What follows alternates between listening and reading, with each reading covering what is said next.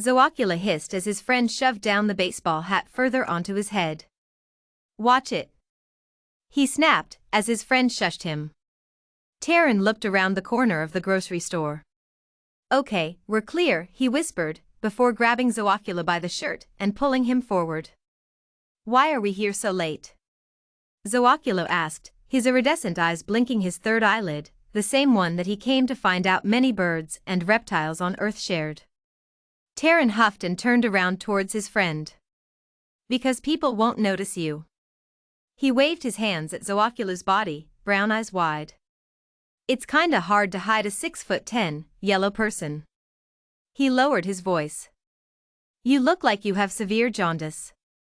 Zoocula's furred ears twitched. What's jaundice? Terran rolled his eyes. Never mind, let's just check this out. Zoocula grinned, his pointed canines pricking his bottom lip. He'd always wanted to go to the aliens' food market. It looked so strange and archaic. There were no vendors, no meat sellers, or people screaming the best prices.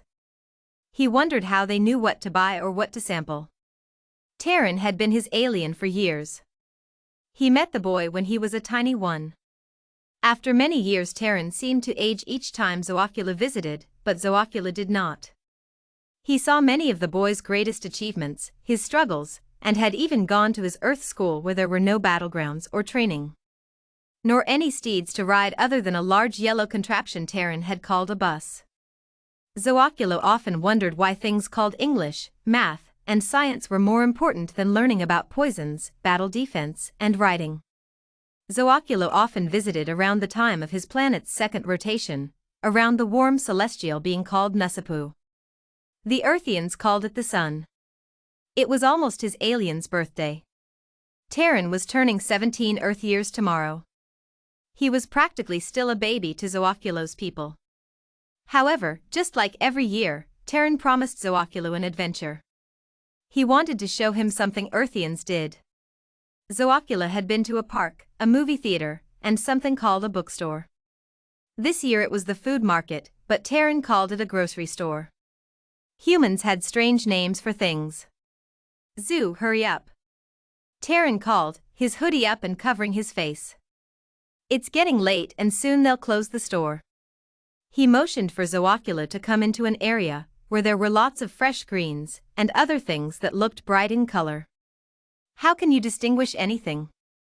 It all looks the same, Zoocula said to his alien. What are you talking about? Terran asked, picking up a strange red fruit with a small white sticker on it. Look, this is an apple. He picked up a circular, orange-colored thing. This is an orange. The difference is the color, shape, taste. The teenager chuckled. Apple to oranges, as they say. It's called fruit. Zoocula tilted his head, not understanding. But everything looks so similar. Where are the spikes, the square shapes? You have no purple dash. He trailed off to make a word in his alien language that Terran couldn't understand. Terran stared at him, his face slightly disgusted and confused. You have spikes on your food? He asked, slightly alarmed. Zoocula nodded, picking up a stem of small green balls. Everything looks so alien, he ended up saying, his cartilage tail coming up and poking at the odd item. Says the alien, Terran said sarcastically before he scrambled to stuff the tail back into Zoocula's large jacket. Dude. Put the tail away and stop touching the grapes. Zoocula repeated the foreign word on his forked tongue, grapes. Terran snorted, yes, grapes. Now pick up some things that you want to try and let's go before the manager starts looking at us weird. The large being picked out what Terran called strawberries, grapes, asparagus, cilantro, and something round and striped called a watermelon, which only confused Zoocula further. There is only water in it? He asked, as he shook the watermelon strongly. But it doesn't sound hollow. Terran laughed and placed the watermelon in the basket on his arm.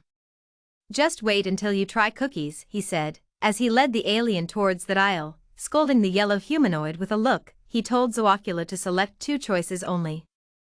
They went with chocolate chip and vanilla-flavored cookies. Are you paying in blood or venom? Zooculo asked when they headed to the checkout. His Earthian's eyes bugged out at him, which he had never seen Terran do in the past. Dude. He waved a hand, you need to chill. We pay with money. Terran opened a thing called a wallet and pulled out the green paper with unknown faces on it. Zoocula looked one of the pieces of paper over, took a bite out of it, which made Terran squawk in protest before handing it back. Terran paid with the green tasty paper, and they went back to his small alien's house. Zoocula carried Terran on his shoulders as he climbed his way up to the roof. Here, try this one first, Terran said, removing the skin of the orange-colored fruit. Zoocula took it and swallowed it whole, liking the flavor of the acidity that made its way down his throat. Terran laughed and leaned back on the roof, watching the stars and the night sky.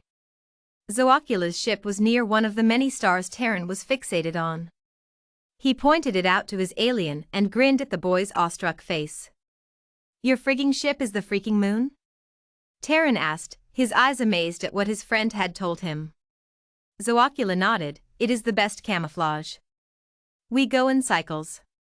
When I am here with you, your moon, as you say, only has the faintest outline. Terran laughed a little breathlessly and leaned back again.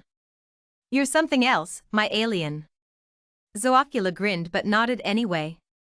As are you, my alien, he said, smiling as Terran's laugh was heard again.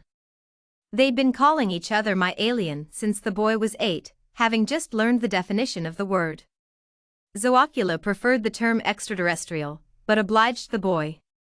Terran had again shown him the beauty and wonder of the Earthian's home planet. Zoocula would never willingly stop visiting the boy if he could help it. He was his friend. He'd heard other people tease, calling Zoocula the imaginary friend, the monster under the bed, and a horror story, but in reality, he was just Terran's alien. He leaned back against the roof, the tiles creaking under his weight. Zoocula's tail handed Terran a grape cluster, and together they watched the stars twinkle. The pair of aliens could hardly wait for next year's adventure.